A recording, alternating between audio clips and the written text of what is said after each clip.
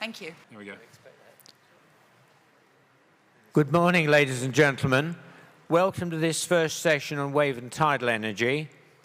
I'm John Sharp, Chairman of the Society for Underwater Technology's Marine Renewable Energy Committee and a visiting professor at Cranfield University, and also a commissioner for Alderney Renewable Energy. Just to remind you that if there's an emergency situation, please leave the building in an orderly manner by the nearest available exit as directed by the SEC staff, and please put your phones on silent.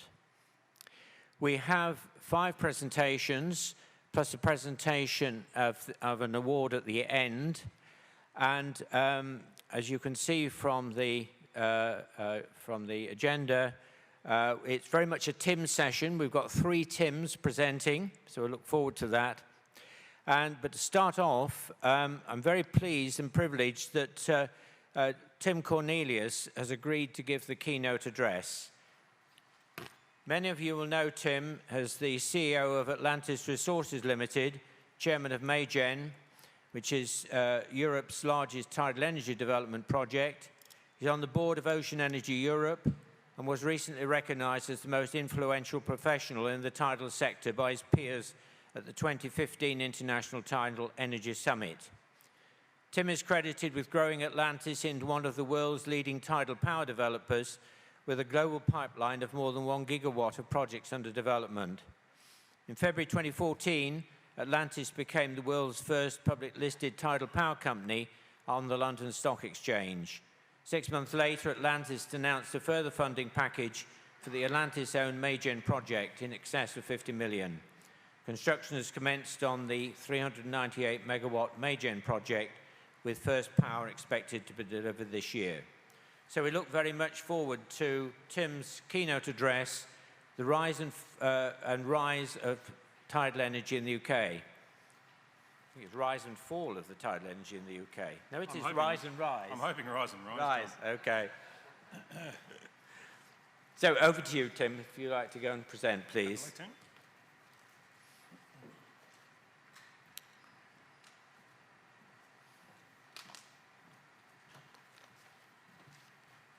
Good morning, ladies and gentlemen. Thank you very much for the opportunity to speak, dare I say, yet again.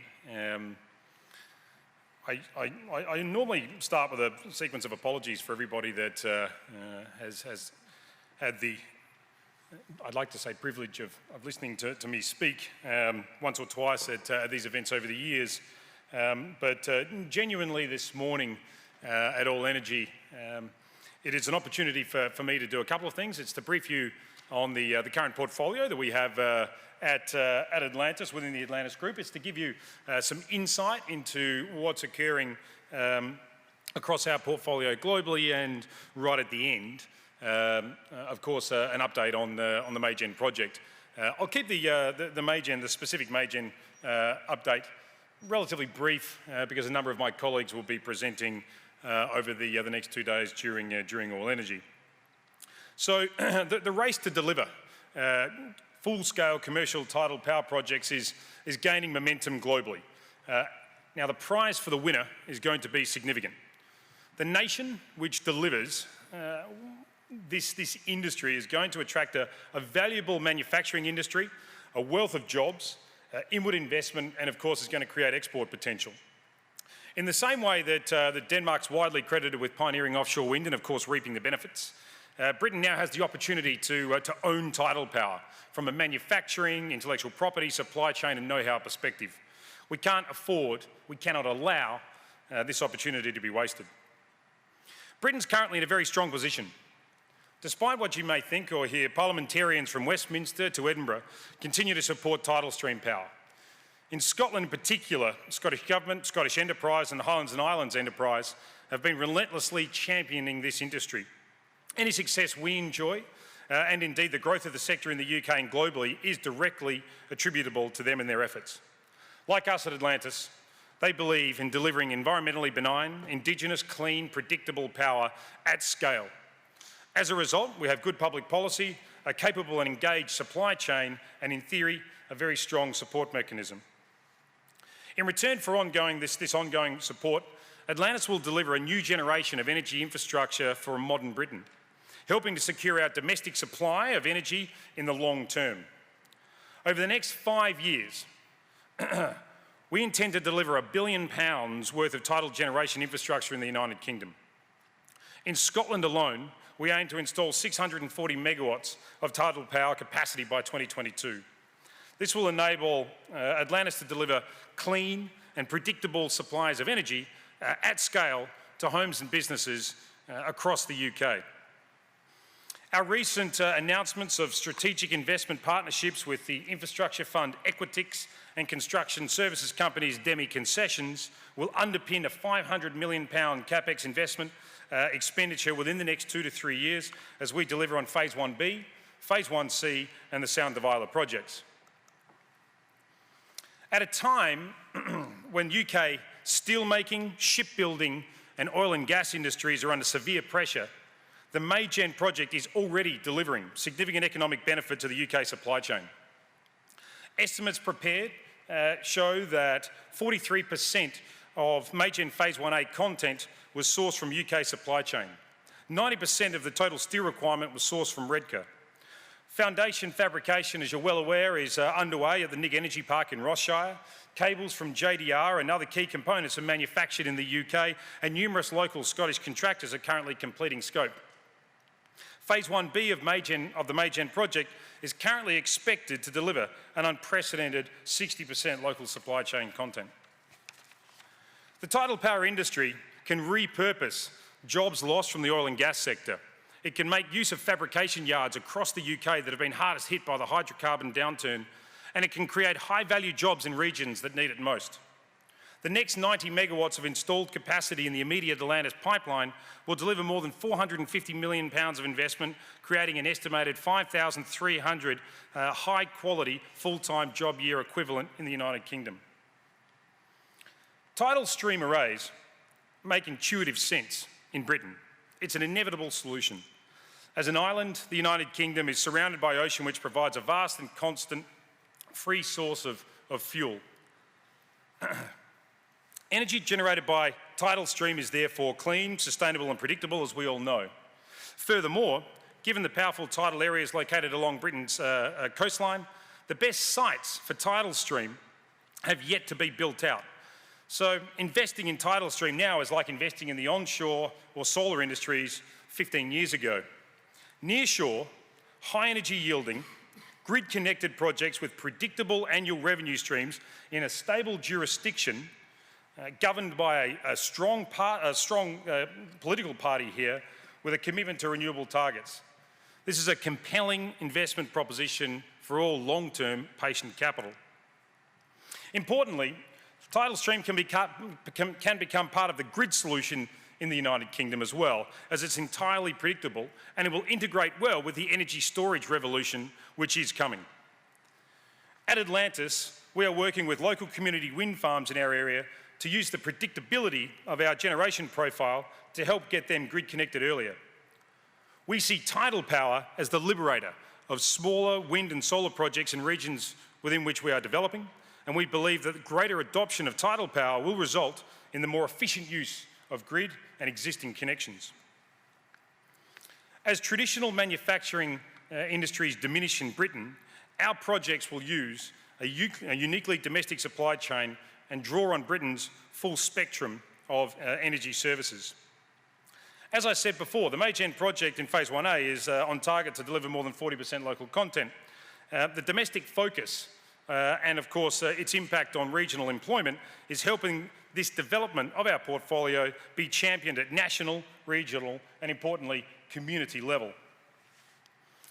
As we continue to construct more arrays, we will build the supply chain in Britain which will attract inward investment, particularly from turbine, yaw drive and foundation manufacturers. Today's turbines, as we're all aware, are a triumph of modern engineering, able to withstand harsh underwater environments and operate at high efficiencies.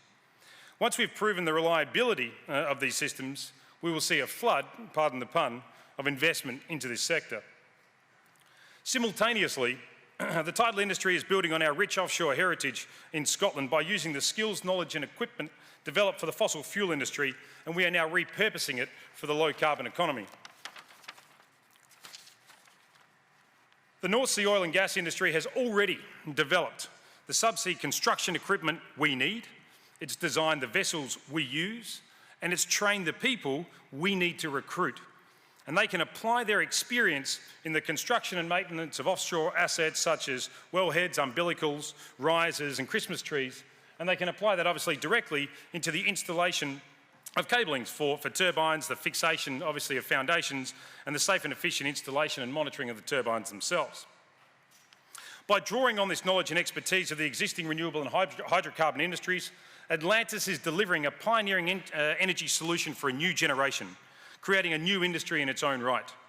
Collectively, we will create jobs, we will grow specialist skills, we will assist local communities, establish new manufacturing hubs in the UK. And as the industry grows, we will increase competition, which will create innovation, stimulate price digression, and ultimately attract direct foreign investment. In the same way, Denmark has been credited for the birthing of the offshore wind market and creating national champions such as Vestas. Scotland is creating the tidal power industry and positioning itself as the epicentre of this industry. If successful, Scotland will be able to export this tidal technology, its people and its know-how, thereby helping to future-proof the Scottish economy and diversify its energy sector offering.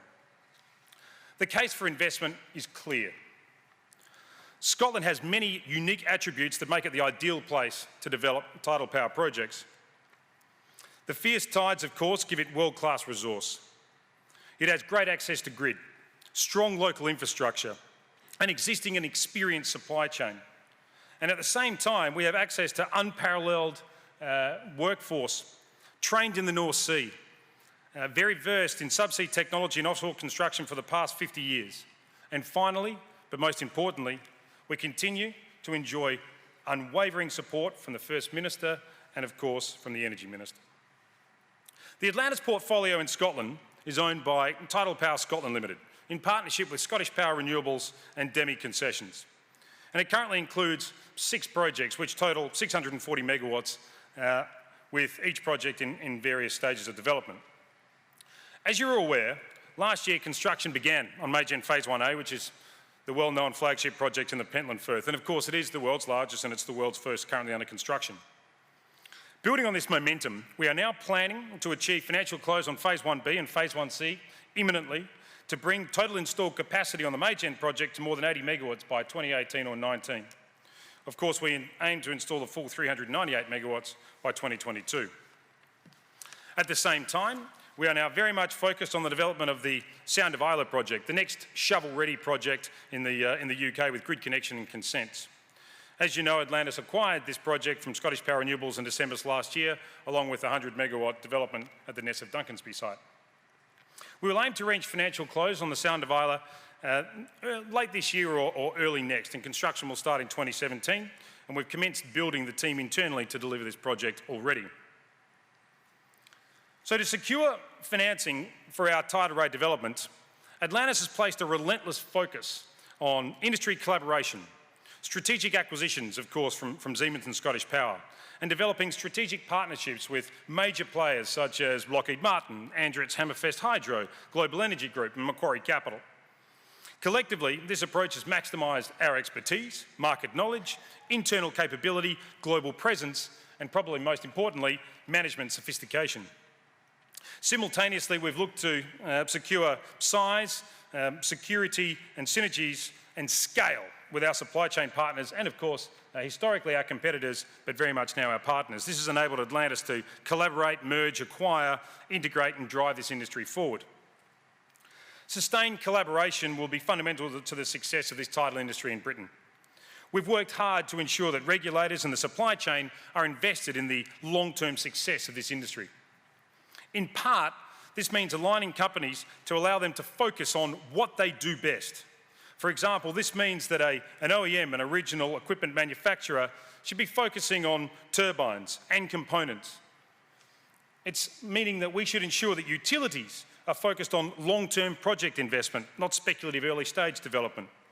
Large projects attract long-term patient capital, and this in turn encourages multinationals and OEMs to take a long-term view on an industry and an opportunity, and therefore they start taking a more favourable view in terms of technology investment and technology development. Now, we've all been around the blocks in this industry, and you understand that we don't look for unicorns in terms of an investment the same way the tech industry does. But we can draw parallels to whales and the whaling industry. The whaling industry in the 1800s involved a radically different approach to investing, as you may be aware, where everybody, financially at least, was on board for the entire voyage.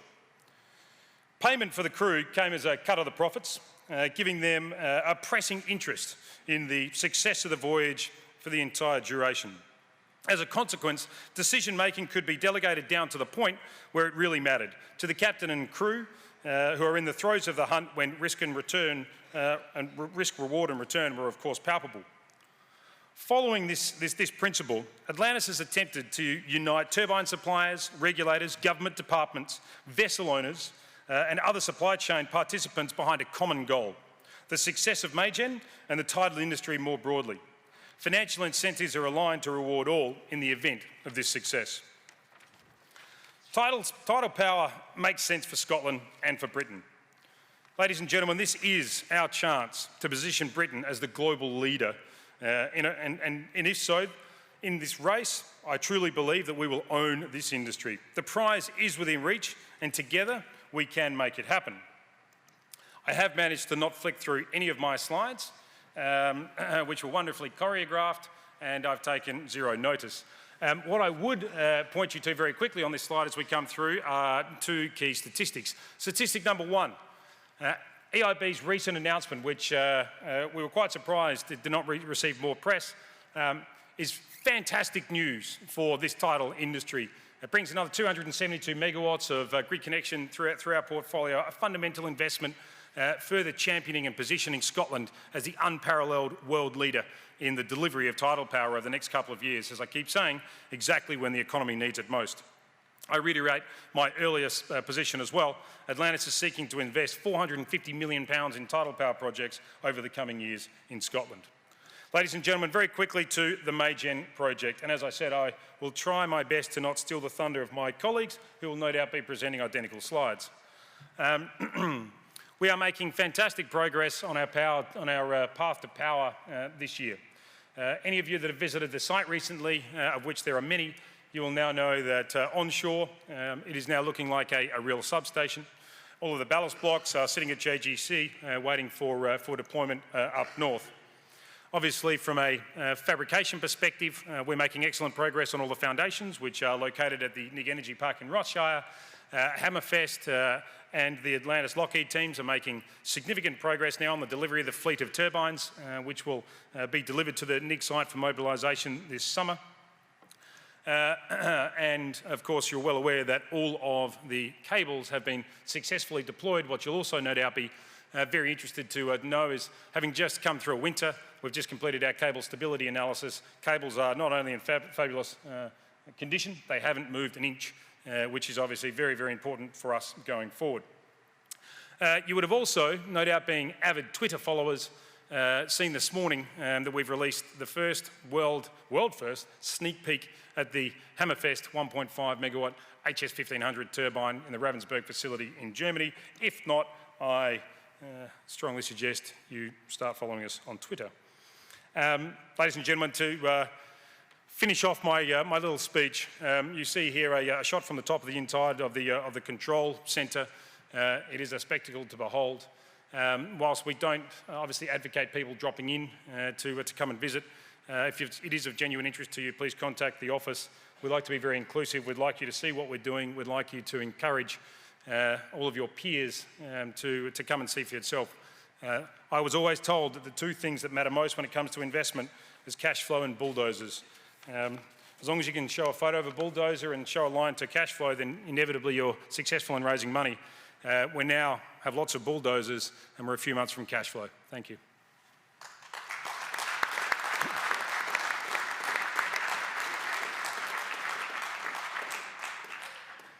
Thank you very much, Tim. That was a very upbeat presentation on tidal energy, just what we wanted to start this session off. And every success to the MeyGen project. It's a very critical project for the tidal sector.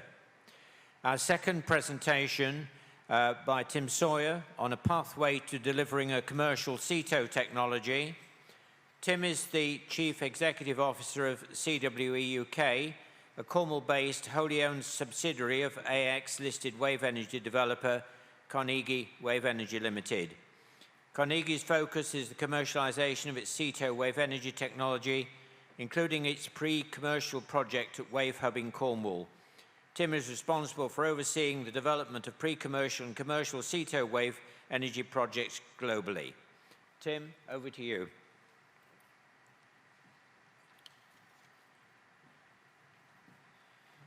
Thank you for the introduction. Good morning, ladies and gentlemen. It's tough to follow an act like that, but it's good to have a lot of positive news on the tidal front, and I'd like to add to that from the wave perspective with what Carnegie's doing, but also recognising a number of other companies, both inside the UK and outside, developing wave energy in the UK and showing a lot of success and building momentum towards commercial technologies.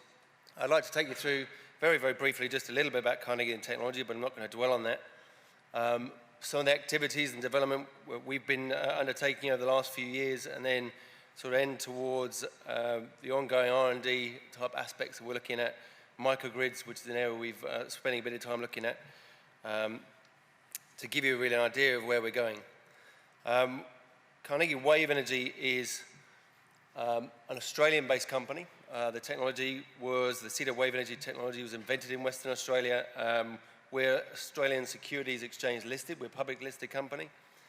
And we've been developing the CETO wave technology for well over 10 years. We've spent a lot of money in the process. We've gone through modeling, we've gone through tank testings, we've gone through small scale device deployment testing, right up to large scale, which is what you see in the photo here. This was part of the Perth Wave Energy project, the units you see in the background. Essentially, we're a submerged point absorber. We put 3 of these units in and operated them for over a year, 4 seasons and 14,000 hours worth of operation. And in doing so, a lot of experience, a lot of data came out of that drives all of our development pathways. The people you see here, 45 people, all based in Western Australia, mainly engineering with some commercial admin, etc. But also we have subsidiaries, primarily the main subsidiaries based in the UK, which is what I look after, Carnegie Wave Energy UK, focused on really bringing the CETO wave technology from Australia, from an R&D base, if you like, into the UK, leveraging off UK's experience, support mechanisms, and then deploying that here, and if you like, industrialising it, getting to the point where we can start to look at cost down, we can start to look at being cost competitive. We've a global reach. We focus primarily on, clearly, where there's a wave resource in the first instance. You can see Western Australia, we're right down the bottom left corner of Western Australia. We have our own private test site in 8-9 metres of water, where we've been playing around for 10 years with small-scale devices, then slowly building our knowledge. We've also the Perth Wave Energy project, which I'll come back to shortly, which is where we had those 3 units grid connected. We've now got a third site in deeper water called Project Euro, which I'll come back to. These are all of our test sites we've designed, built and developed to suit the CETO technology, and now we're moving more into Europe with Carnegie Wave Energy UK and other activities in through Ireland and more distant markets in the likes of Chile, etc., which have high wave resource but also high electricity and freshwater demand, but they're clearly more future markets.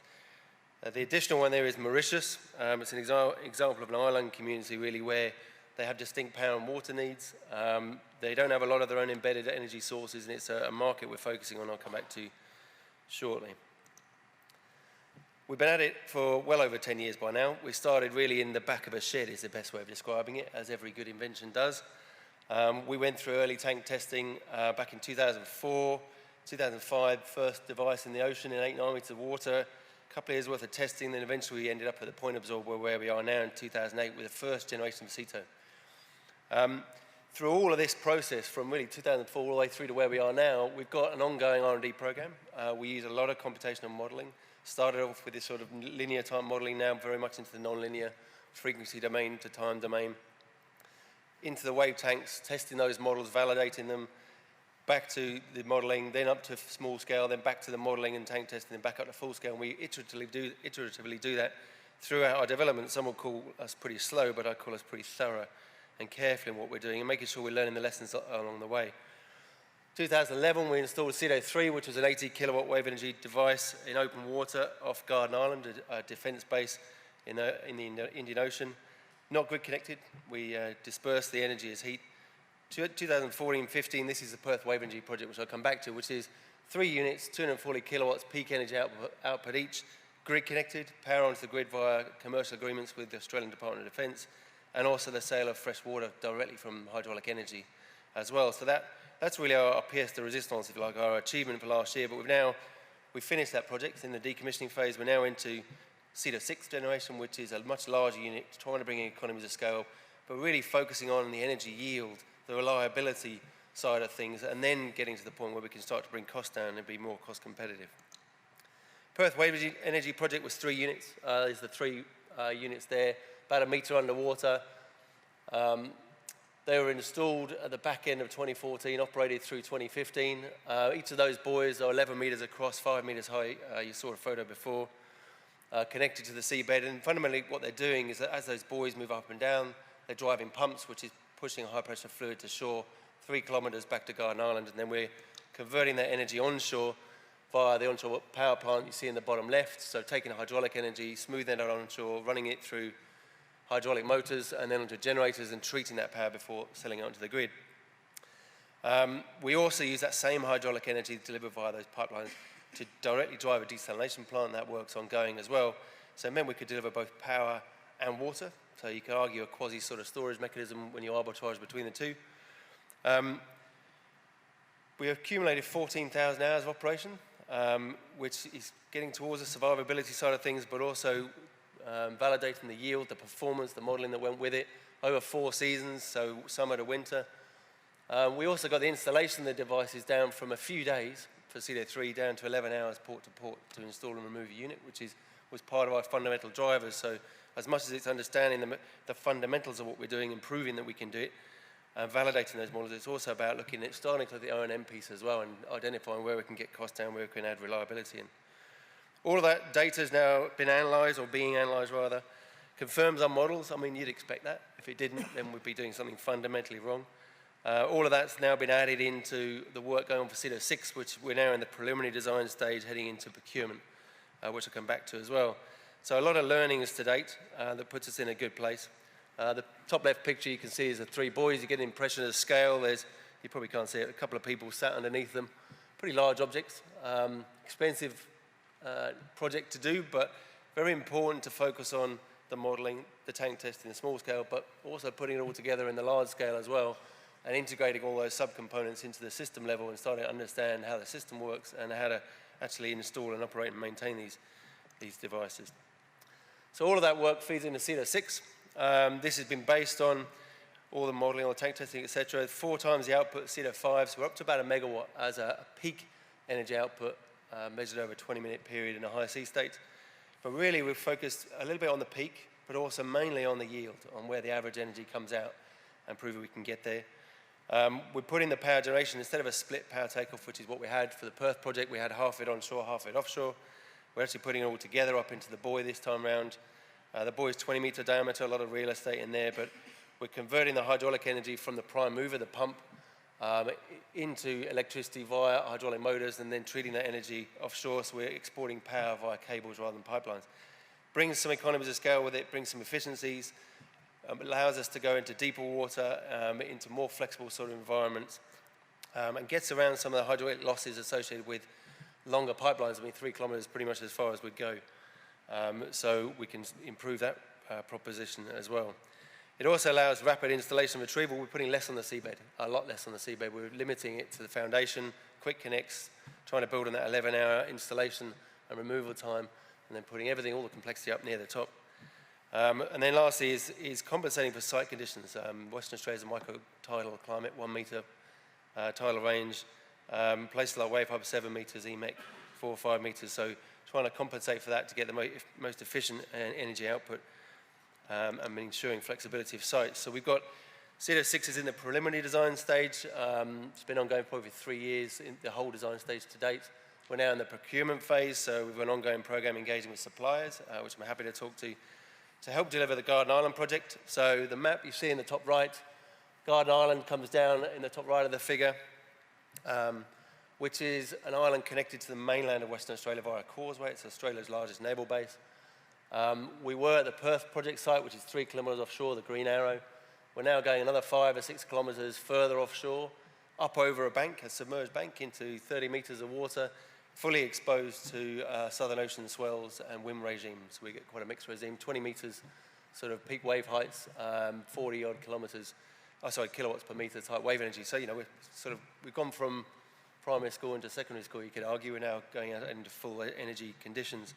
That project is funded by a combination of Carnegie's own private equity via our share listing, the 8,000 shareholders we have, by $20 million, £10 million Commonwealth Bank of Australia debt facility that's leveraging the R&D tax credit regime in Australia, and $11 million, £5.5, £6 million worth of grant funding from the Australian Renewable Energy Agency as well.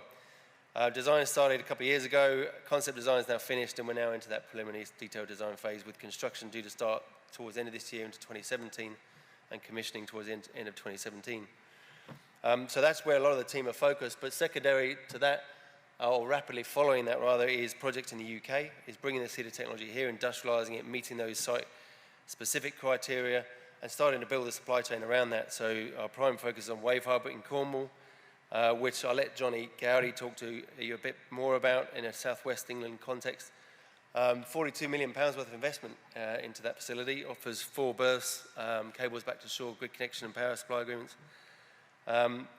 Tariff support and government grants that go with it that we hope are still there in the future, and we can use the examples of Tidal and Wave to really bolster the case to take that leading position in Wave and Tidal in the UK and maintain it.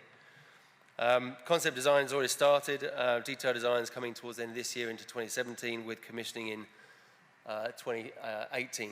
So a lot of effort focused on both of those. We've got a dual strategy focused on both Australia and the UK. To support all of that, I alluded to earlier, is a fairly extensive R&D program, external research and development. We've got £6 million worth of externally funded research and development across a variety of things. We focus very much internally on the core development of the CEDA technology. That's where IFRIT spent. The next sort of rung out of that concentric ring model is the R&D we know needs to be done to get us towards larger arrays to start to look at driving costs down. So we've got, with the University of Plymouth, we've just been in their coast facility wave tank in the last 3 weeks, and I've just come out of there last week, and that was all about validation of models, but more fundamentally about PTO performance and tuning. I worked with the University College Dublin on optimising the hydrodynamics of the buoy itself, the BA as we call it, buoy and actuator. University of West Australia, about $3 million, £1.5 million worth of R&D on foundation designs, ways of managing loads, optimal arrangement of arrays to try to start driving costs out of the arrays that we'll be deploying in the future. University of Adelaide on control strategies of power takeoff. Supergen funded eDrive is a different approach to power takeoff. It's not to say that we're on the wrong track, it's another option to look at, which is around linear generators. Wave Energy Scotland, we're involved in the Artemis hydraulic motor project as well, and also with Atlantis Resources, you heard from Tim earlier, we have a collaboration agreement focused on electrical architecture, etc. So very much a collaborative approach to what we're doing. And the photo in the middle is the CEDA6 device last week.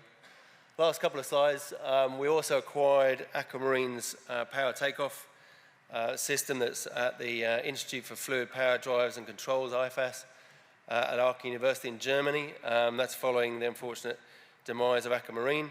We were working with them extensively, and Bosch, for the last few years, and we've taken that really to underpin the ongoing development of CETO and start to improve reliability around the power takeoff side of things. So a lot of high cycle component testing under realistic duty cycles, system durability, functionality, but also tuning as well. We maintain a collaboration with IFAS, and we maintain a relationship that we've had with Bosch over the last few years on the power takeoff design to provide support for CEDA6 as well. So those two slides, I guess, combine all the R&D elements that continually sits behind all the CETO developments. Going forward, really, we're trying to move from technology development into early commercial markets, the UK being the focus. I mentioned island communities earlier. They have power and water needs. They have higher power prices. They have their own challenges in terms of being able to do engineering and deployment. But it's starting to look at those and how we can potentially provide a solution, both through wave energy, but also enabling technologies, which I'll come back to. So we've got a dual market approach. And then later markets, which are, when we get to larger scale, we've driven costs down, we can start competing more globally. The other element we've spent a lot of time looking at is we want to go to island communities, we want to go to fringe grid, end of grid type stuff. Putting a wave device, a few megawatts, sounds like an easy thing, and most here would testify it's not. So we're spending a lot of effort trying to come up with an enabling technology or solution that allows us to put more energy onto the grid at these remote locations in a reliable sort of fashion, if you like. So we've developed a microgrid system, really, that combines variable sources of renewable energy generation, sophisticated control systems and storage, and takes advantage, really, of the variation in wind, in wave, in solar, in any other forms that suit these kind of localities, and then it results in more dispatchable energy. So really, we're targeting a high penetration of renewables in these locations, and more towards dispatchable energy as well. Sat alongside that, we can add the desalination angle.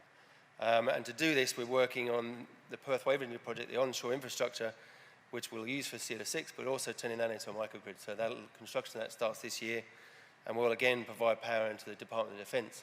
So we're working on enabling technology as well as the wave energy technology itself. And separate to Ghana microgrid, which is a pretty significant project, is working with Mauritius as an example of an island community, both looking at their wave potential, which we inform them is years away. It's not suitable for them at the moment. They're an island community. They don't have a native marine engineering capacity.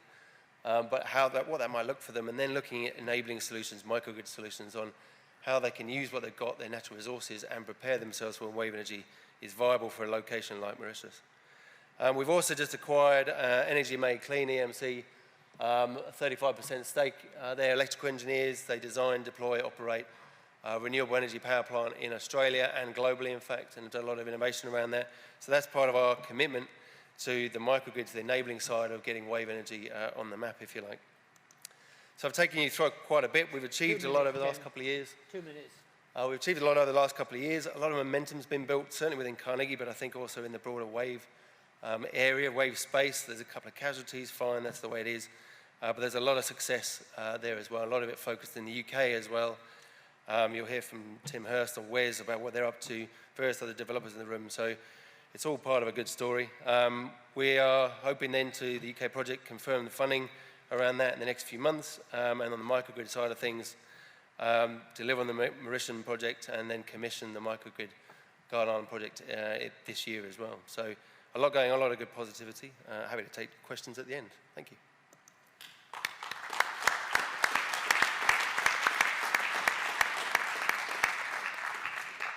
Thank you very much, Tim. It's good to have a presentation on an active wave energy project, 3 units in the water, and also good to see that Wave Hub in Cornwall will be utilised as well. The next 2 presentations are the regional activities in wave and tidal energy. First of those is the activity in the southwest of England, being given by Johnny Gowdy.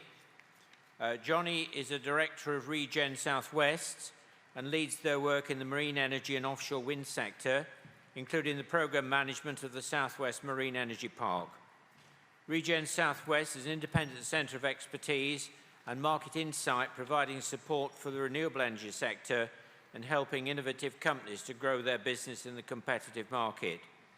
Just over a week ago, they held their 10th Tidal Energy Conference in Bristol, which I attended together with about 60 other people, a very active conference. Tim, over to you. Sorry, Johnny, over to you. Too many Tims. That's too many Tims. I'll be Tim for the day as well then. Thank you very much, John, for that introduction. And I can skip through a couple of the slides at the beginning for introducing RegenSW for me as well. So I'm Johnny Gowdy. I'm going to give a quick overview, an update of activity in the southwest of England, a bit of a canter through this. And I'm very happy to take questions or speak to people after the event if you want to find out a little bit more, a bit more detail. So you've heard a little bit about Regen Southwest. We're a bit of an unusual organization, and we're not part of any government or agency. We're independently funded and financed, and basically providing sector expertise, market insight and support to the renewable energy sector, mainly in the southwest of England, but increasingly we're working across the UK, doing quite a lot of work at the moment in Wales, for example, and across other English regions. We've been involved in the marine energy sector for getting on for 12 years now, right back to the early days of the sort of Southwest Marine Energy Strategy and the development of the concept behind Wave Hub. And more recently, we've been program managing the Southwest Marine Energy Park, which is difficult to explain. It's a partnership, I guess, between the local industry, businesses, technology developers, universities, local authorities, and the new local enterprise partnerships. And it's trying to provide some focus and direction, a strategy, if you like, and also a bit of a branding and marketing for the marine energy sector in the southwest of England region. I'll skip through these slides quite quickly because there's a little bit of repetition from previous presentations, but I guess why the southwest? I mean, the obvious reason is because we stick out into the Atlantic, so we've got great wind, wave, and tidal resources. So it's a natural place to develop marine energy. We've also got a lot of other facilities and assets for the support of the sector. I mean, going right back to, I guess, shipbuilding, the marine industries, a real marine heritage in the region. Centres of technology development in Bristol, around Plymouth, and of course down in Cornwall with wave energy. I'd also highlight the universities. I mean, we're very lucky to have 4 or 5 world-class universities, University of Exeter, Plymouth, Bath, Bristol, all with very strong capability ranging from the marine sciences and the environment through to engineering, modelling, and more technical capabilities, and both academic but very applied. I mean, I'm very encouraged actually by our local universities in the way that they've really adopted marine energy and see themselves as part of the team, part of the collaboration that's going to move this technology forward. Some of the assets and facilities I'll talk about in a minute. The Coast Wave Tank down in Plymouth, for example, has been a real revelation for us and has attracted a lot of the early stage developers and indeed technology developers coming back to test their Mark II and Mark III devices in a wave test environment. I'd also mention people like the Met Office, for example. So that whole area around climate change, adaptation to climate change, understanding our ocean environment as well is a key part of what we offer. Because of that, I guess we have become a centre for technology development in Tidal. I mean, some of the earliest companies, Marine Current Turbines, Tidal Generation Limited, kind of heroes of the industry now, originated in and around Bristol in particular. And there's still now a cluster there of technology developers, consultants, and supply chain companies. And as John said, we've got a very active Bristol Tidal forum. We meet every 6 months, and it's a very enjoyable experience actually, because the level of banter and knowledge amongst that group is very strong. Increasingly now we're attracting international technology developers who are coming to base themselves in the southwest. Tim's a good example of that with Carnegie, but we've also had Fred Olsen, the guys from Wello, for example. So Scandinavians, Americans. It's become a little bit of a multicultural mixing pot down in Cornwall in particular. So very strong in terms of technology development. One of the reasons why they're coming, I mean, wave energy in particular, we've got the Wave Hub, which you've seen already. I mean, it's worth just restating that is the world's largest grid-connected, fully consented offshore test site for wave energy. And I think what Wave Hub provides is that stepping stone, that bridge between technology development and the first potentially commercial arrays of wave energy devices. And the fact that it's got a grid capacity of up to 48 megawatts really puts it right in that valley of death, if you like, between technology development and the first commercial arrays. And that's been a real draw now, and we are seeing Wave Hub beginning. It has been slow, I have to say, but we are now seeing Wave Hub beginning to sort of pay for itself in terms of attracting additional investment into the region. Alongside Wave Hub, very importantly, we have the Fab Test site just around the corner, around the peninsula in Falmouth Bay. I mean, it's aiming at either sea trials for full-scale devices or potentially quarter-scale or eighth-scale prototype testing in a slightly more benign conditions in Falmouth Bay, although they have had some quite big storms through there in the last couple of years as well. So it's a good environment and very close to the docks, very easy to operate from and relatively low cost in order to deploy. The Fred Olsen device was there for a couple of years. Recently we've had MeyGen and a number of other developers actually deploying just off Falmouth Bay. As I said, I can give you more information on these if you want. You can easily contact me. I was asked to give an update, so a quick run through of some of the technology developers that are on our doorstep. This time last year you heard from Fortum, who had just received confirmation of their Horizon 2020 funding to deploy their Penguin device with Wello, the Wello Penguin device. Their first Penguin was towed down from EMEC earlier on this year, installed at A&P shipyard in Falmouth, and they've been working on it, or just begun working on that to do the refurbishment and refit. Fortum have also just received their marine license for the MMO to deploy at Wave Hub. So it's really all systems go for them now, and they're planning to get out to the Wave Hub site with the first device this summer. It could be as early as June or July time. I spoke to them yesterday. They also started construction of their second device, which they're hoping to deploy in 2017, which will be followed by a third device in 2018. So great to see, again, some kit getting in the water, and Wave Energy, to some extent, recovering. I mean, it's been a difficult couple of years for Wave Energy. There has been some setbacks, as we know, but when you see people actually deploying full-scale devices, you get that sort of sense of confidence coming back into the sector. Top right slide, Seatricity, another developer that's been in and out of Wave Hub over the last 18 months or so. Their Oceanus 2 device, again at A&P Falmouth, and I must mention A&P, I mean, that's been one of the kind of mainstays of our supply chain down there. The facilities, the dockyard, the engineering capability has been a real draw and a bonus for companies that want to come down, either fabricate or fit out or maintain their devices. I heard yesterday the Seatricity device is now back in the water. They're going through their final trials and will be towing it back out to the Wave Hub site again in the next few weeks. Or as they say in Cornwall, directly. Carnegie, you've heard all about. We don't have any steel yet, but we do have Tim, so that's nice. And we're hoping to keep them down there for quite a long time. And it's great, again, to see some international companies coming down to our region. The other one I want to mention is an example of Anglo-Welsh cooperation here. Marine Power Systems, who are very much a Welsh company based in Cardiff. They've been using some of the facilities in the southwest of England, the test tank at Plymouth, and they're planning, their device at the moment, Wave Sub, is being fabricated at the Pembroke dock in Pembrokeshire, but they're planning to go out to the fab test site this summer before probably going back to Wales to deploy the full-scale device in more open water. So I mean, it's important, I think, that we do link our regional offers together and that we use assets across the regions, and we don't sort of present partial views, if you like, of the overall UK offer, because I think, as both Tim and Tim has said, the UK offer really is very, very strong in this, and the more we can do that, the better. Tidal energy, it's been difficult for us, actually, in the southwest. I mean, it's ironic in a way. We have this huge tidal resource in the Bristol Channel. Tidal range resource, as you know, probably one of the highest in the world. I think it's the third highest in the world. And we've had this centre of technology development in Bristol. A lot of the original ideas and concepts behind tidal energy has come out of that cluster. But the Bristol Channel itself is a difficult environment in terms of commercial projects. And we've got slightly shallower water, a large area of tidal resource. So, I mean, the consultants say potentially up to 400 megawatts of tidal stream resource could be extracted.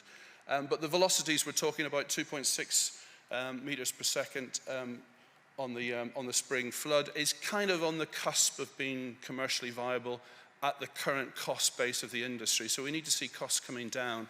But this is the sort of resource area that the tidal stream sector will have to develop if it's really going to sort of widen out its offer and become a major part of UK energy in the future. I mean, I'm talking about the Bristol Channel. I should mention at this point there has been success in terms of tidal stream deployments just further out on the Welsh side in Pembroke with, of course, Tidal Energy Limited deployment this year, which is a great success. And our colleagues on the south coast in the Isle of Wight with the PTEC development, again, another offer there and another area for a technology demonstration. So we're working quite hard on tidal stream. In the news now, we've got a new demonstration zone which has been moved to a more attractive resource area around Foreland Point. So the North Devon Tidal Demonstration Zone, again managed by WaveHub Limited, so we've got some continuity in terms of the kind of third-party management of these demonstration zones. It was actually the site that MCT tested their first sea flow device back in the day. I think it was about 2003, 2004. I'm sure Peter's in the audience will correct me on that. It's a broad area and relatively attractive resource, but up to 2.6, perhaps as high as 2.7 meters per second on the spring peak. What is strong, though, is the support from the universities, local enterprise partnerships, and the opportunity to tap into some of the European structural funds in the southwest of England. If you want to find out more about the Lynmouth site or the North Devon site, contact myself or Stuart Herbert from WaveHub. Actually, is a good guy to speak to about that. Also in the news, tidal range. Of course, you'll have all seen the Swansea Bay Tidal Lagoon and perhaps the presentations from Tidal Lagoon Power. And I just want to make the comment that there is a huge resource potential in tidal range. I mean, the Swansea Bay Tidal Lagoon is actually comparatively small at 230 megawatt capacity. But when we look at some of the bigger lagoon sites, Bridgewater Bay, potentially Cardiff Bay as well, and Clevedon, Newport. I mean, we've done some calculations of we could have capacity of between 5 and 10 gigawatts in the Bristol Channel, not to mention the other lagoon sites off North Wales and in Liverpool Bay. It comes with a but, because putting those scale of projects in the water will have an impact. I mean, we knew that a tidal barrage would have a massive impact, but even a succession of tidal lagoons will have an impact, cumulative impacts on the environment, sedimentation, shipping, other marine users, for example, potentially some positives in terms of flood defense, but we need to understand the full impact of that potential deployment. I think that's one of the reasons why the government has stepped back a little bit in its support for tidal lagoons. It's running a study at the moment, looking at the overall potential, and we'll certainly be contributing to that, very much supportive of tidal lagoons, but it needs to be done in balance with, and that's the term we use quite a lot, the environment and other marine users. To that end, we're working quite strongly with a collection of people, including local authorities, NGOs like the RSPB, the Anglers Trust, Wildlife Trusts, etc. And we've set up this little subgroup called Sustainable 7. And the tagline for that really is about that balance between energy, the economy, and the environment. So trying to maximize the positive benefits of energy and economic opportunity, but at the same time protecting and indeed enhancing the local environment in this very sensitive and fragile area. So look out for Sustainable 7, and if you're kind of interested in that interface between energy, the economy, and the environment, we'll be running a conference, hopefully in Cardiff actually, later on this year. Quick canter through supply chain activity. I mean, there's too much to say, really. I mean, our companies are now working around the UK, and you'll be very familiar with some of them. I was just talking to Mojo Maritime just before I came on here. We were talking about the deployment of the MeyGen cables and, of course, the deployment of TEL's device in Ramsey Sound. We've got SC Innovation, Ellen's up there, another leading company in the Southwest that's been involved in not just supporting, but actually developing. And I think that's an important point. Many of the supply chain companies are actually partnering now, taking some of the risks that Tim Cornelius was talking about and some of the reward from getting involved in marine energy projects. So great capability from dockyard all the way through to high-tech manufacturing, components, composites, etc. And I think that has been one of the sustaining factors that has maybe got us through some of the more difficult times when it comes to persuading people about the jobs and economic opportunities from marine energy. If you want to find out more about the supply chain, there's a couple of things I'd recommend. Regen Southwest, we've been sort of mapping the supply chain now for a good decade. We've got a very good supply chain directory network. You can download the directory from our website, and we're also linked into the National Supply Chain Gateway, which the EORE Catapult has recently set up. And we've got very strong links into other sort of inter-regional supply chains. I'll also mention the Moore Group based down in Cornwall. So that's a collaboration between a number of companies being managed by Cornwall Marine Network, basically working together to jointly market themselves, develop skills, and indeed offer a more joined up, compelling offer to any industry coming down into the southwest of England. They're very active. And as John said, the Bristol Tidal Energy Forum meets twice yearly. It's really an excuse to have a few beers and a chat, but it's become a really useful sort of forum for exchanging knowledge.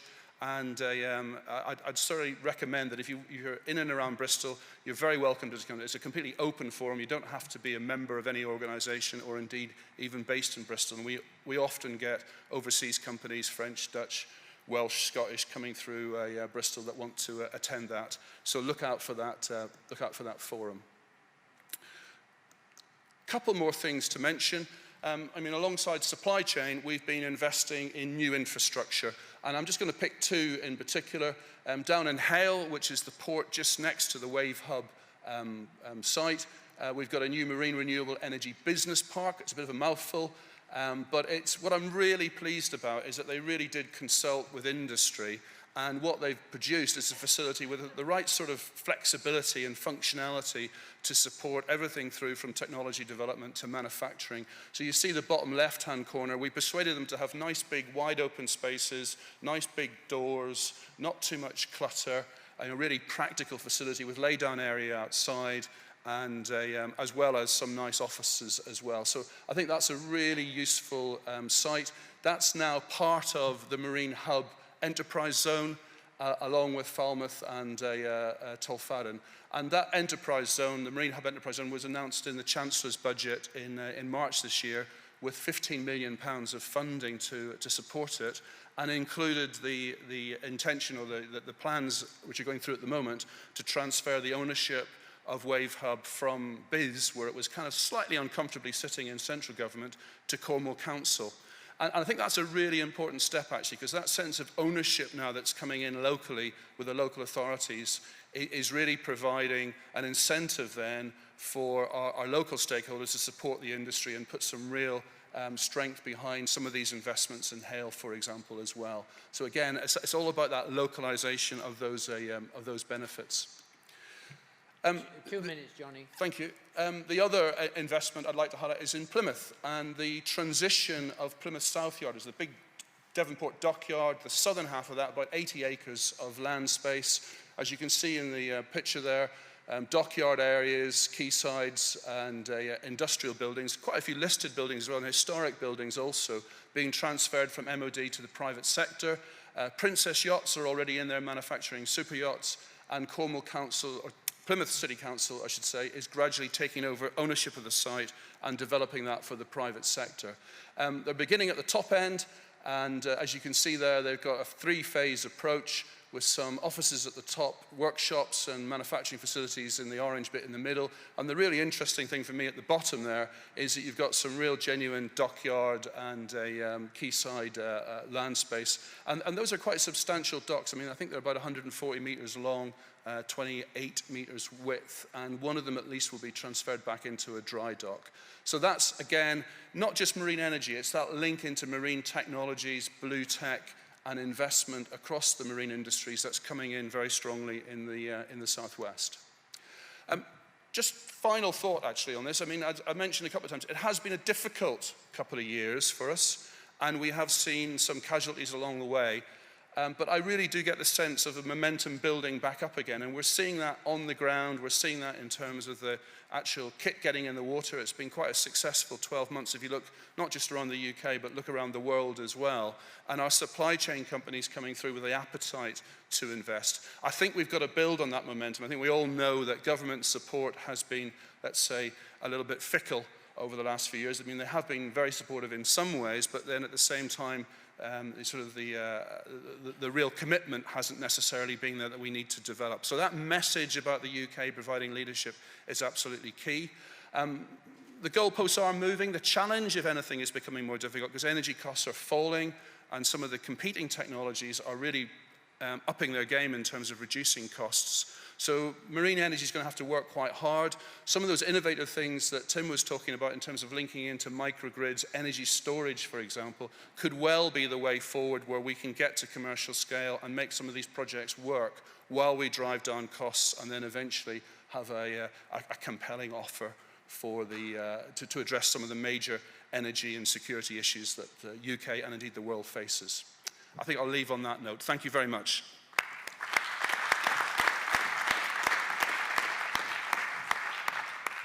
Thank you very much, Johnny, for the presentation, making the case for the strong activity in the southwest of England, not only in wave and tidal stream, but tidal range as well. The next regional presentation is Wave Energy Scotland, given by Tim Hurst.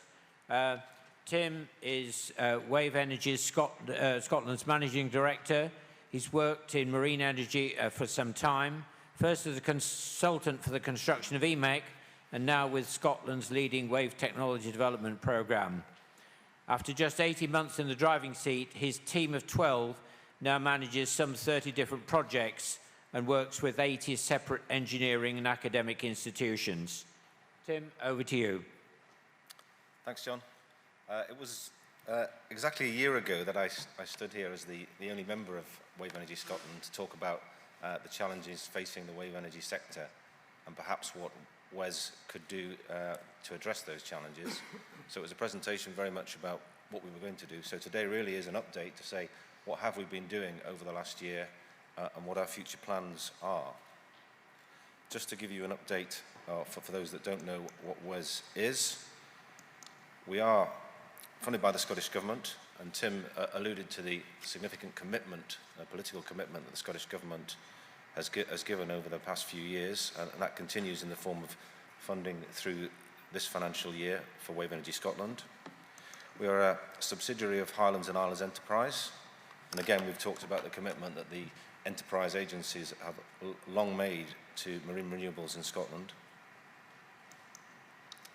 The main objective of Wave Energy Scotland is to secure for Scotland cost-competitive wave energy technology that is attractive to investors, and that's our main goal, and is supported in the main by WES developing a wave energy technology development program that supports the development of wave devices, subsystems and components, the sort of enabling technologies that the other Tim was talking about earlier on.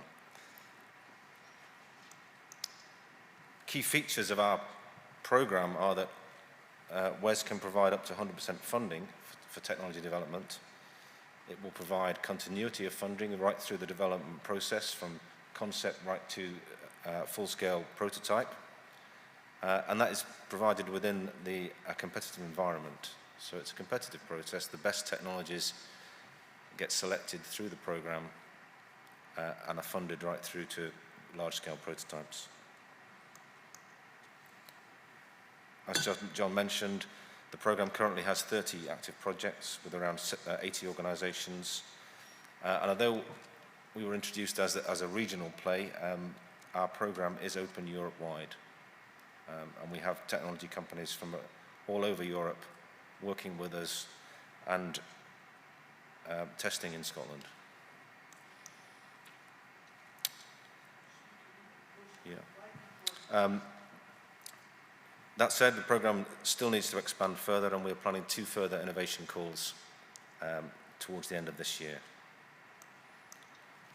So, what have we been doing? Well, this shows the work programme, the WES work programme. I talked about 2 innovation calls that we've already run in 2015.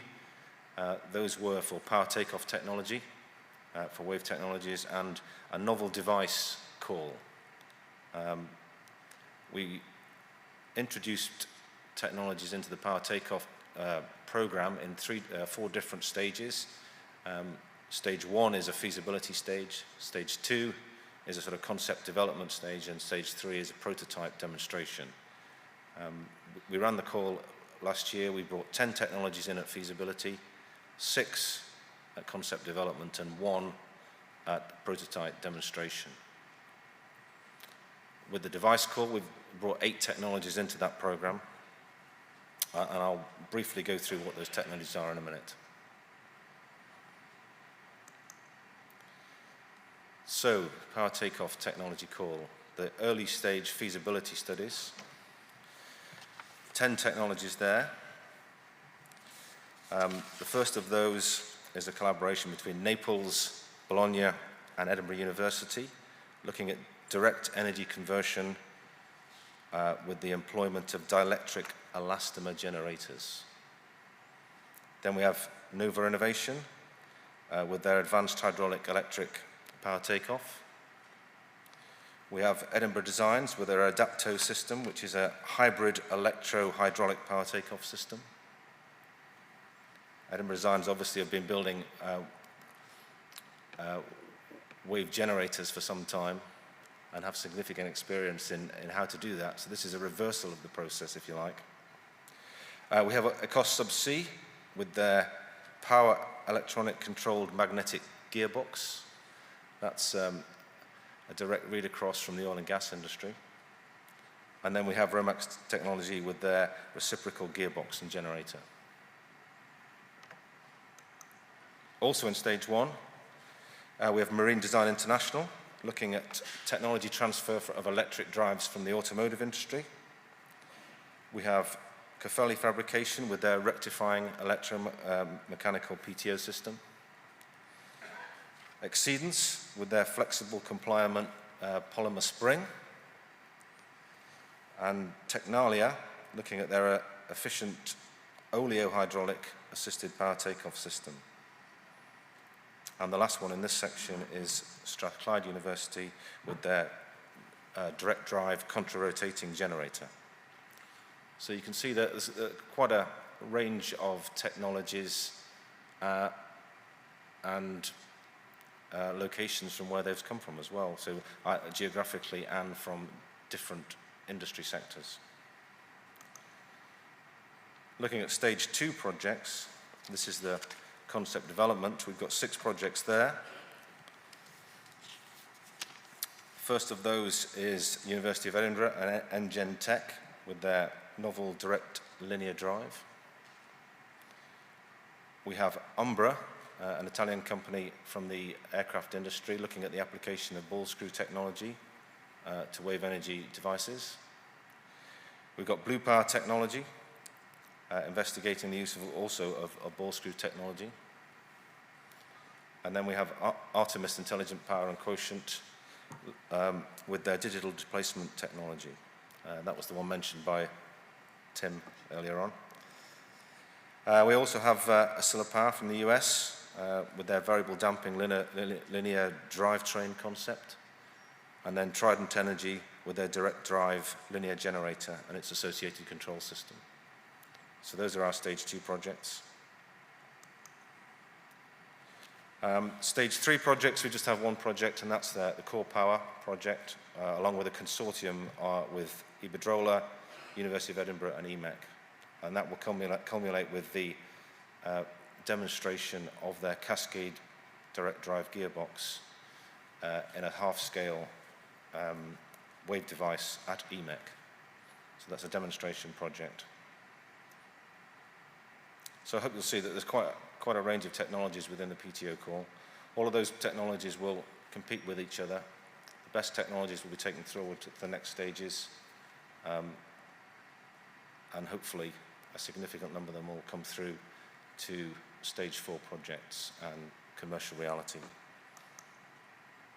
Looking at the wave devices that we've got within the program, 8 technologies came into the program in December last year. It's a 12-month project, 300K per device, looking at characterization and concept engineering.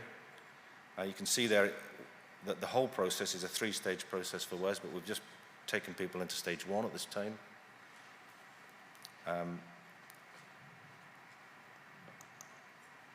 And just to roughly, quickly run you through the projects that are in there, the technologies we have. We have Joules Energy with their wave train oscillating water column technology. Albertern with their squid coupled point absorber technology. There's Quotient with their automatically inflatable and stowable volume concept. So a device that can change volume dependent on the different sea conditions. We have Motion Energy with their hinge raft technology. 4C Engineering with their C-Power platform, and Checkmate Sea Energy with their bulge wave anaconda concept. And then lastly, we have AWS Ocean Energy with their submerged heaving buoy. So those are the current projects that we've got running. Whilst we've been developing that program, we've also been looking at trying to capture some of the knowledge from previous wave programs. Obviously, there's been a lot of activity at EMEC in Scotland, and a number of companies that have deployed devices extensively within Scotland. So over the last year, we've run 3 projects, 3 knowledge capture projects with the Polaris, AWS and Aquamarine Power, with the objective of trying to capture the lessons that they learnt in the process of deploying their devices. So that's the things that went wrong, the things that went well, all that sort of knowledge that will be useful for those that are in the program now, so that we don't make the same mistakes again. We intend to carry on this knowledge capture process. We're just at the moment scoping out a project potentially with EMEC, looking at design guidelines for the developers within the WES program.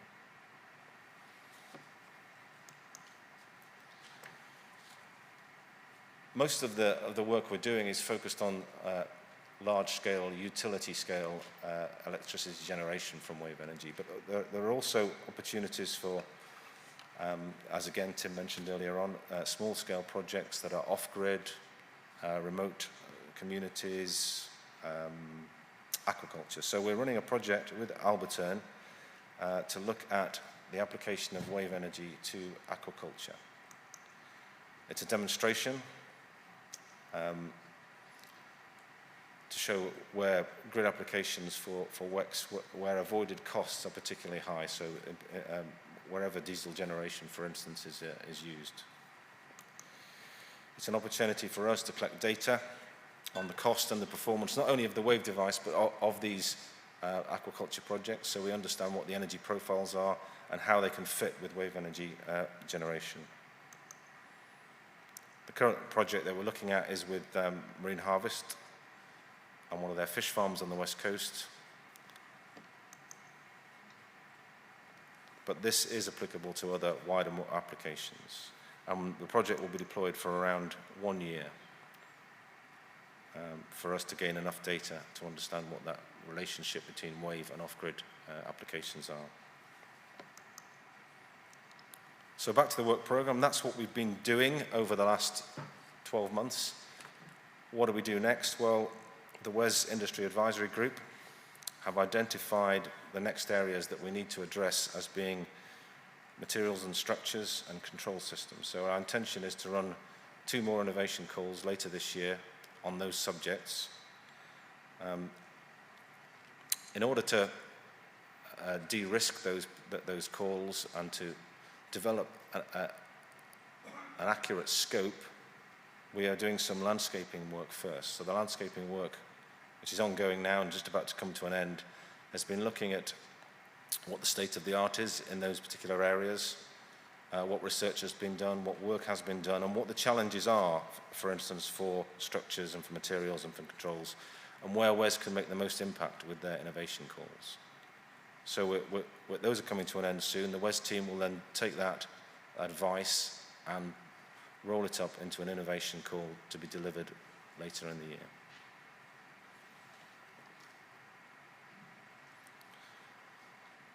So that's really my summary. That's a summary of where we are, the projects that we've got ongoing.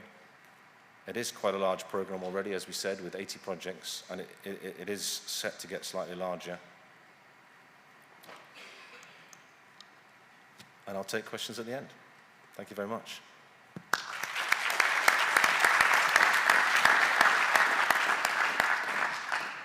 Thank you very much, Tim, taking us through the different projects in wave energy in Scotland, both PTO systems and wave energy systems themselves. Our final, last but not least, presentation is on international and niche markets by Neil Ferguson. Neil is engaged in the development of the Scottish marine energy heating and cooling and hydrogen fuel cells subsectors within the Scottish Enterprise Energy and LCT team. His role involves the implementation of SE's strategic approaches to these subsectors as part of SE's overall approach towards the development of the renewable energy industry in Scotland. Neil was responsible for the development of the National Waters Programme aimed at supporting full-scale wave and tidal energy devices proving in Scotland, and has worked in the wave and tidal energy area for the last 6 years. Neil, over to you. Thanks very much, John. I guess I'm in front of any questions you want to ask here, and also the lunch queue as well, which I guess is quite important. So I'll try and fit this into 10 minutes or so. So I really want to kind of give you a quick overview of some recent work we've been doing to look at the international market for wave and tidal, and also some specific industrial niches as well. Wee bit of introduction first about the context for Scottish Enterprise for this. You probably already know this, but Scottish Enterprise, along with Highlands and Islands Enterprise, are the main economic development agencies for Scotland, very much tasked on trying to increase GVA, increase economic value within the country, and certainly they've been a strong focus in offshore renewables for the last few years. We have a tremendous team of staff, 1,100 staff in total, about £300 million of a budget at our disposal, covering all areas to do with innovation, investment activity, but also very importantly as well, a strong drive towards internationalisation, both in terms of trying to increase exports, but also looking for trade opportunities as well. And I'll come really, a lot of the focus for my talk today is about that internationalisation strand.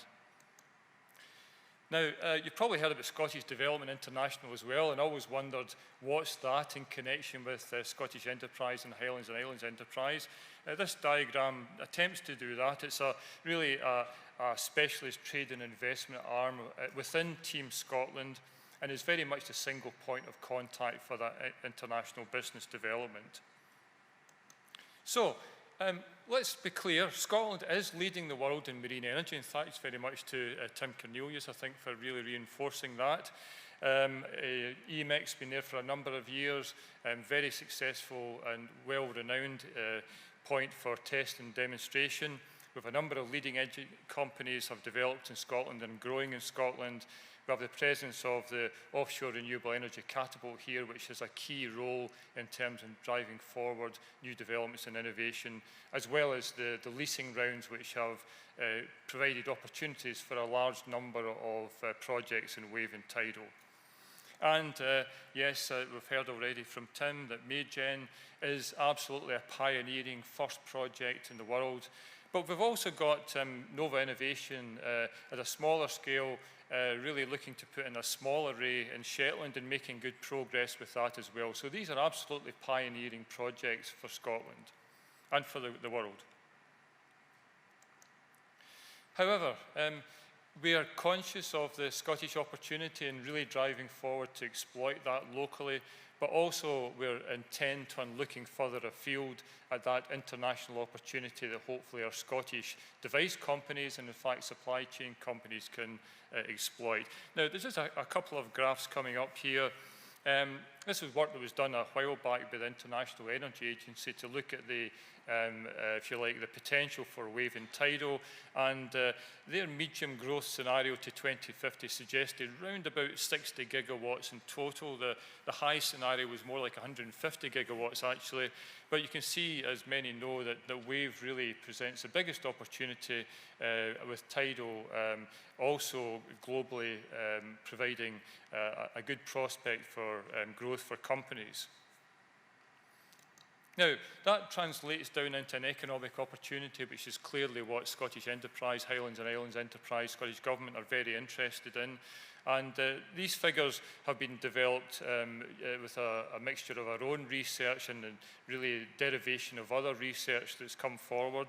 And they're all big figures, as you might expect, but we believe that Scotland can capture significant portions of value, not of just local markets, but also global markets as well. So you'll see on the box on the left-hand side about a particular scenario development we had done for Europe, and suggesting that wave and tidal could both involve round about roughly £7 billion worth of business up to 2030. But also looking further afield to 2050, the numbers are big. I mean, 260 billion for wave. I mean, that's an enormous market to go after. It's way in excess of what could be delivered at the UK level. And the one at the bottom there, you might be interested in run-of-river. We've looked at that now and using river hydrokinetic for adapted tidal devices, because there's a very strong potential crossover there. And that in its own right could be as much value as the ocean tidal energy as well. So one to look out for there. Now, I'm just going to give a quick sort of world tour of what's going on, and I won't spend too long on these slides because I know time's pressing, but some of you will be familiar with developments globally, others not. But let's run through them. France, moving forward strongly in tidal, a test site already established in Brittany, and work going on in terms of the installation of devices there, plans for up to 200 megawatts of commercial scale projects in Normandy.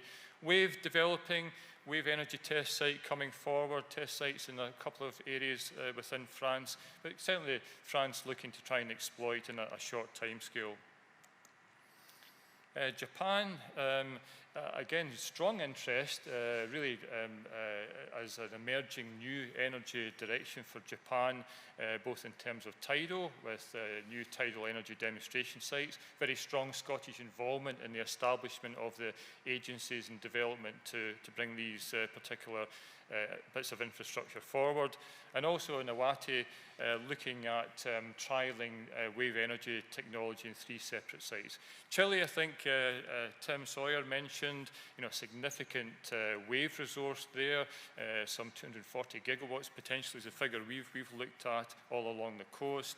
Very early stage of development for that. But they've also got some interest in tidal as well. Very strong resource in the Magellan Strait there. I guess very challenging as well to exploit. Where else? Canada, probably familiar territory for many. Bay of Fundy, moving forward, looking for 4 tidal energy projects to be deployed there in the next 2 to 3 years. But also potential for wave energy projects in British Columbia. US, well, tidal hasn't really sort of sparked into life yet there, but certainly we think there's a big opportunity. Wave Energy Challenge program at the moment is moving forward and trying to accelerate the development of certain technologies there with government backing. Nobody will listen to this next slide because you'll all be wondering, trying to work out what the flags are, but I'll go over the text anyway. So, another example, Southeast Asia. I mean, Tim Cornelius mentioned in terms of Atlantis' potential development in Indonesia, but also the Philippines, Singapore, South Korea, China, all developing a strategic approach now towards the development of the sector, and clearly that could realise substantial value for companies who can get into that market early. Now, the particular bit of work I mentioned up front is a bit of research work being commissioned by SE in partnership with HI and undertaken by Aquaterra and Calilum. And I'm delighted to spot Max Carcass in the audience, who had a major part to play in the bringing together. So any really difficult questions, you can probably ask them to Max rather than to me, but I'll do my best. That really bit of work was focused on updating country information we already had in terms of policy, resources, industry, projects, institutions, but also looked at an assessment of some promising markets and the potential industrial niche markets which we've encountered, and Tim Hurst mentioned aquaculture has been one particular one, but there are many others which I'll come on to in a minute very briefly. So these charts might be slightly difficult to see with the screen quality here, but essentially what we've got here is an assessment of potential markets, looking at an attribution in terms of wave resource for this particular one, and the vertical axis is looking at electricity consumption per capita. And the idea was really to get a sense of where could be the sweet spots for wave energy development going forward. Clearly, top right, we've got an existing electricity market, electricity demand, a good wave resource, that would tend to suggest that there will be countries that could well exploit wave energy, but also bottom right as well. Little electrical development perhaps in terms of formal markets, but could, as mobile phones have done in Africa, enable a leaping in point for new technologies such as wave. So, okay, Iceland's off the chart, obviously. You can see that from this here, but they like their electricity. Maybe some other familiar countries springing out here: Norway, Canada, New Zealand, Chile, as I mentioned. Madagascar is down there as well, but Mauritius, I think Tim Sawyer mentioned before, Russia, other countries there potentially. And these are just as kind of raw results, if you like, from the analysis that was undertaken. Tidal, very similar picture, but Canada, UK, US really identified quite strongly. Japan, China again, Indonesia in there. Definitely lots of prospects globally, and for perhaps varying reasons. And I'll just show you the run of River One. Interestingly, Brazil popping up there, maybe not, but you might expect in terms of river systems. Russia and Canada, States, China, Congo, anybody? Venezuela, maybe? I think there are some companies have looked into this, and there's certainly a range of potential. Okay, moving on. The niches, industrial niches. The figures in the box here, a kind of broad assessment, rough assessment. I just wanted to give you a sense that these could be absolutely enormous. So oil and gas, potential application of marine, 10 billion a year, maybe. Oil and gas at the moment uses about 8% of the actual energy value of its production for just powering rigs and other equipment and things like pumping, heat generation, water treatment, for example. Moving down the list here, military. Military are always interested in new things, aren't they? So that could be substantial there, many millions. Mariculture mentioned. A very big expanding industry in terms of providing fish farms further offshore. Wave energy may be an appropriate solution there, 850 million a year potentially.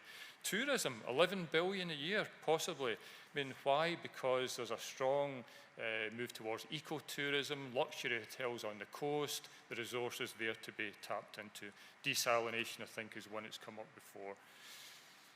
Conscious of time, just moving on here. So islands were looked at as part of this, and again, apologies, this might not be able to be picked up. The Faroes, Falklands, Mauritius, Cook Islands, whole variety of opportunities. Islands that maybe rely very much on off-grid diesel power at the moment. So for Scotland, our strategic approach, we are supporting major projects. We're looking to bring forward innovation, R&D. Tim's mentioned Wave Energy Scotland, very much part of Team Scotland. But the supply chain, we want to support the development in international markets. And some of our exportable capability is not only just in device, but also project design. It's certainly in the whole surveying, consenting, marine operations space, and drawing on the oil and gas industry in terms of installation methodologies, things like fabrication, potentially composites as well. Our own analysis suggests there's been about 270 companies engaged in the Scottish marine energy sector to date, and a very strong community for development. We're also proactively trying to develop that capability. And for example, a recent project to try and develop low-cost, effective cabling deployment and location solutions. And there's more about these projects, actually a session at 4 o'clock this afternoon if you're interested. They were demonstrated in Orkney over the last 6 months very successfully. We also have a marine energy expert support program trying to help companies understand more about global markets as well as local ones. It's a one-to-one support availability, and if you're interested in that, perhaps you can talk to me later about that. Finally, SDI are working again with companies, supply chain companies, to look to access these new markets, and we'll be really inviting companies to go along to major international conferences such as in France, Singapore and Belgium this year. And again, if there's interest from companies in attending that, please come to the stand, talk to myself and colleagues, and see if we can get you signed up for that. So that's all I wanted to say on that. Thank you.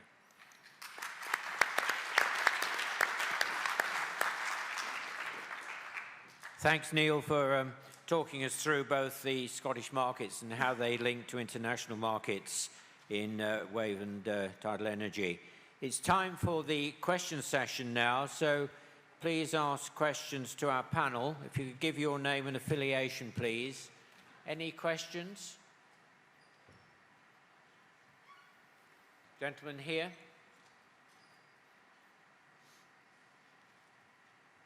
I'm sorry, my name's James Whitworth. I'm retired and have been for some time. But years ago, I used to work in Uruguay, not in the energy sector, and I note that it's on your river spin-off. I would also like to suggest you might look at Argentina, because the river Uruguay is between Uruguay and Argentina, and it would be joint. And there's a higher tidal flow in the river Parana in Argentina, and might be worth you talking to the Argentinians about that. I'm sorry, it's just something I have a peculiar knowledge of. Great, thank you very much. Okay, another question here at the front. Sorry, if you just hang on, there's a microphone coming.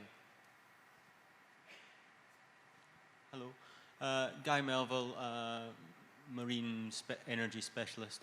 I've been in the industry for a number of years, in and out. I noticed that the wave energy devices that seem to be going commercial from both Tim's perspective and the Cornwall Southwest perspective are going for single point devices. Is that seems to be the way that the sector is going for commercial wave production? I think in our context, the answer is yes. That's where we're going, at least. There's still other options for converting wave energy into useful energy onshore, if you like, and Tim Hurst mentioned a couple of the projects they're involved in. Is there convergence? There's a little bit, perhaps, due to market, but I think it's one option. There's a couple of others being investigated. Tim? Tim, Tim, do you want to? Yeah, with our program, we've still have quite a number of different device families, and we're yet to filter out the best of those. So there's no convergence within our program yet, but that will happen as we move through the stages and we get down to fewer and fewer numbers. But certainly at this stage, we have representatives within the program from just about every device type. Another question here. Yes, hello. I'd like to, Bill Moat's my name. I'm the chairman of a community company, Gills Harbour Limited, which, as Tim knows quite well, is right on the shores of the inner sound of the Pentland Firth. And I would like to congratulate him in front of all the people here on his the upbeat nature and the skills that he and his team have deployed, not only in the electronic, electrical, mechanical fields, but also very much in the financial field, which is something that trips up a lot of, relatively new startup companies in the past. I would, of course, want a quick word with him afterwards, but he perhaps could maybe tell the audience a little bit about stage 2. We've virtually all heard about stage 1A, which is ongoing at the moment because there's been regular communication from Atlantis. We know that phase 2 is hopefully getting underway. I think he told us at the end of this year, early next year, but he hasn't really told us very much about phase C, 1C, and perhaps he maybe try to sketch it in outline. I don't want him to divulge financial secrets at this stage. Fine, thank you. Thank you very much for the kind words, Bill. Yeah, I mean, the only reason I didn't mention anything, Bill, is so I have something to talk about next year if I get invited back, right? Phase 1B, sir, will be another 4 turbines at 6 megawatts. Hopefully we'll be deploying 2 turbines per foundation, having to demonstrate a very rapid reduction in the cost of energy. We'll be going hopefully to a dual turbine on a single foundation structure, all going well. Phase 1C is 50 turbines, and obviously right now the work that we're doing is specifically around the supply chain ability to deliver in the time frame with which we need to do to obviously correspond with the financial close and the requirement for us to be able to commission that system. It'll be, at the moment, standard 1.5 megawatt systems. It'll go to open tender bill. Everything obviously diverging very much on the same standard design that we have for, our consent that we have for our existing sites. So roughly 18 metre rotor diameter, up to maybe 20 metre rotor diameter, 1.5 megawatt turbines. So yeah, looking to reach financial close as soon as we possibly can on phase 1B, with obviously a number of extenuating circumstances we need to satisfy, but it's very important for the funding syndicate and for government, both sides of the border, that we try and secure financial close on phase 1C as well, to bring a significant direct investment obviously into the economy, as outlined in my speech. Any other questions? There's one over here. Hi, excuse me, Dick and Hal from Hal Marine Consulting. Having been directly involved in the development of the planning and licensing regulatory framework in England over the last 7 years, I was interested to hear none of you talking about marine spatial planning when you're looking at your 20 to 30 year outlook. And my question was really whether you saw marine spatial planning and the way it's being developed in 3 different ways across the devolves in England as a risk or an opportunity, or maybe something that's not going to impact on you. Marine spatial planning. Johnny? From a Southwest of England perspective, we have been engaging quite closely with the MMO. As you may know, they are now looking at the Southwest for their next round of marine plans. And we've actually done quite a lot of work already in the Southwest, identifying the key kind of resource areas. I mean, that goes back to RDA days back in 2010, when there's a fairly comprehensive study done. So we've got a lot to feed in. We've also been engaging with things like marine conservation zones and working closely with local NGOs. So I feel that we're in a reasonably good position to engage with MMO around marine spatial planning. I think I do have a concern if the regulatory framework behind marine licensing were to diverge significantly across different parts of the UK. Just from a common sense point of view, it makes sense that we try to harmonise as much as possible so that we don't have different rules and different licensing regulations across different regions. If you look at the Bristol Channel, for example, it's only a stone's throw and you're in Welsh water. It'd be crazy to say to a developer, you've got to have a completely different set of rules on the other side of the Bristol Channel. Anyone else coming on marine spatial planning? No? Any other questions? One at the back, lady. Hello, I'm Ellen Roger from SC Innovation. I just had a question for all the panel, really. What do you feel the biggest challenges are at the moment for Wave and Tidal? I guess pick one if you can. Challenges? Who's going to start? Pick one each, maybe. Start from the end, Neil. Yes, I mean, I guess investments and always in everybody's lips, and the more success we can get in projects such as MeyGen and Nova and other things that have been going on in Scotland and elsewhere, the greater interest will come from investors, and that's clearly important there. I would say as well, maybe throwing in another one, that the challenge of cost reduction is a very strong one. We know that costs will come down with volumes, but nonetheless, I think there are some significant gains to be made through innovation and product development, not just in devices, but across all of the balance of plant areas, so-called enabling technology. So much more to come in that field, I think. Johnny? I know my colleagues are going to mention some other things, so I'm going to pick something maybe a little bit different. I mean, it's a real challenge at the moment for marine energy to sort of make sure that we're still, I'll use this word pejoratively, but relevant, if you know what I mean. We had the Paris treaty last in November, we know that climate change and the timeliness of decarbonisation is really coming up the agenda now, and we need to make sure that marine energy is seen to be a major player in that at a global level. And I'm thinking about not just governments, but also big corporations, the likes of Google and Walmart and IBM, for example. They ought to be the companies that are investing in alternative technologies. Jim? Yeah, I would agree with both of those comments. Certainly, investment is the key thing. WES has got an R&D program at the moment that we can adequately fund, but as our developments get more and more mature and the cost of developing and commercializing that technology gets greater, it's going to become more and more of a challenge. And as Johnny says, that time is against us as well here. We have to develop this technology in a reasonable time frame to be considered credible, or other national funds will go to other technologies. So investment and up against it for time, I think. I can't disagree with anything said. I guess one of the biggest challenges probably just to remain focused on what we need to achieve in developing the technology, the outcomes that we're targeting, and not be distracted too much by other elements outside that. So it's really focusing your resources to achieve those objectives. Finance clearly underpins all of that and is needed really to keep things going, but I suppose it's also then trying to do that in a supportive environment, one where marine energy is valued, is seen as a viable option, and their support's there in the longer term. Jim, it's over to you, the last one.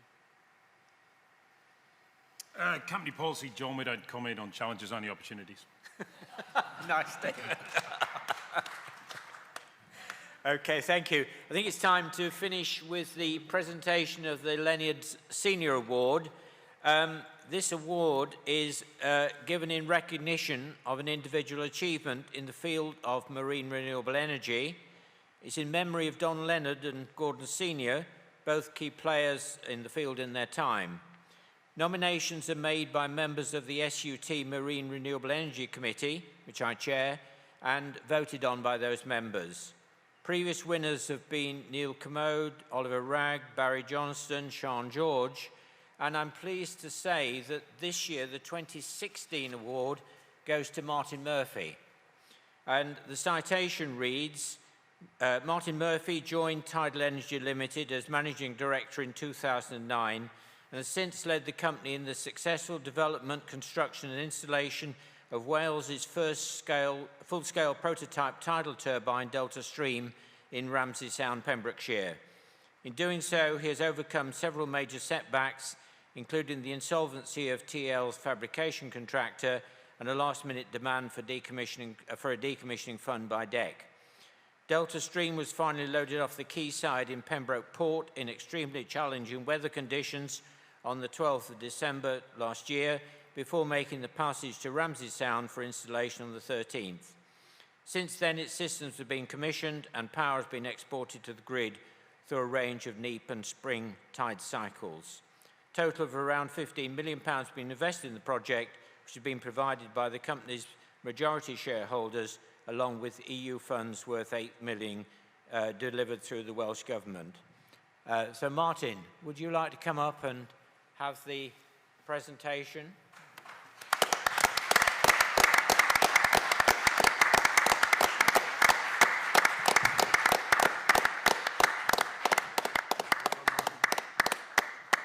Well done, congratulations.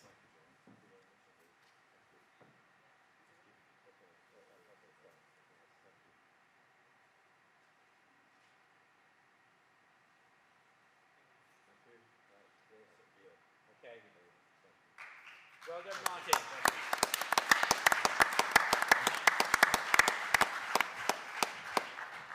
And to close this session, perhaps we could thank all the panel members in the usual way.